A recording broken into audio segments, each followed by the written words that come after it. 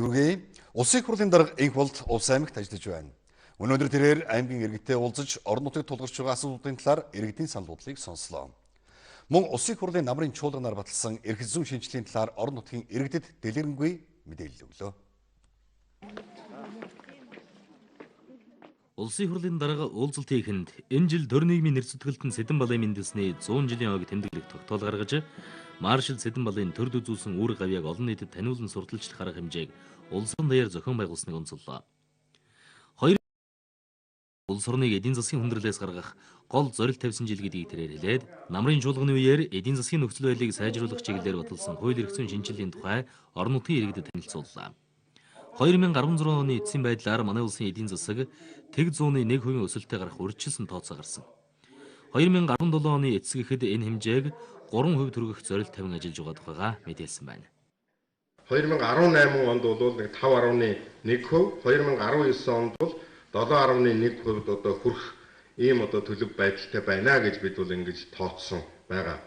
За гадаадын хөрөнгө оруулалтын хэмжээг энэ одоо дунд хугацаанд нэлээд одоо татах, эрх зүйн орчныг сайжруулах ийм нөхцөл бололцоог нь бүрдүүлсэний үндсэн дээр бол нэг жилдээ 2 тэрбум хүртэлх Америк доллартай тэнцэх хэмжээний гадаадын хөрөнгө оруулалтыг Монгол улсад одоо оруулдаг болгох ийм зорилт төвшүүлсэн байгаа. За экспортыг нэг 4.9 тэрбум Америк долларт хүргэх зорилтыг төвшүүлсэн байж байгаа. Улаанбаатараас 1000 гаруй километр зайд алслагдсан Увс аймгийн хувьд зам харилцааг сайжруулах, үйлдвэрлэлийг дэмжиж, иргэдийг ажил орлоготой болгох бодлого чухал байгааг орон нутгийнхан хэлж байна.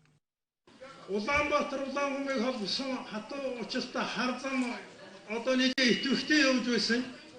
Тэгээ одоо энэ жаахан зогсон байдалд орчлоо.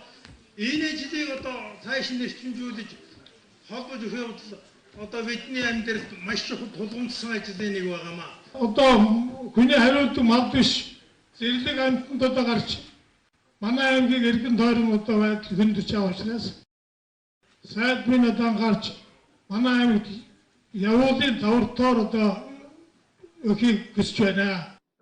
Засгийн газраас үйлдвэрчлэлтийг дэмжих 21 100 хөтөлбөр баталсан. Энэ хүрээнд аймаг бүрт хамгийн эрэлттэй үйлдвэрлэлийг хөгжүүлэхэд дэмжлэг үзүүлэх бодлого барьж байгаа. Түүнчлэн төсвөө давж биелүүлсэн аймаг орон нутаг тухайн төсвийг орон нутагтаа зарцуулах боломжийг хуулийн хүрээнд бүрдүүлсэн зэрэг үйлдвэрлэлийн чиглэлд хэрэгжүүлж байгаа ажлын талаар энэ үеэр мөн иргэдэд танилцуулсан юм.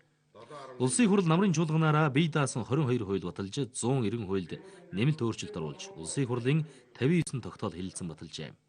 Улсын хурлын дарга Ховд, Баян-Улгийн аймагуудад мөн ажиллана. Санхүүжүүлэх үү үгүй гэдгээ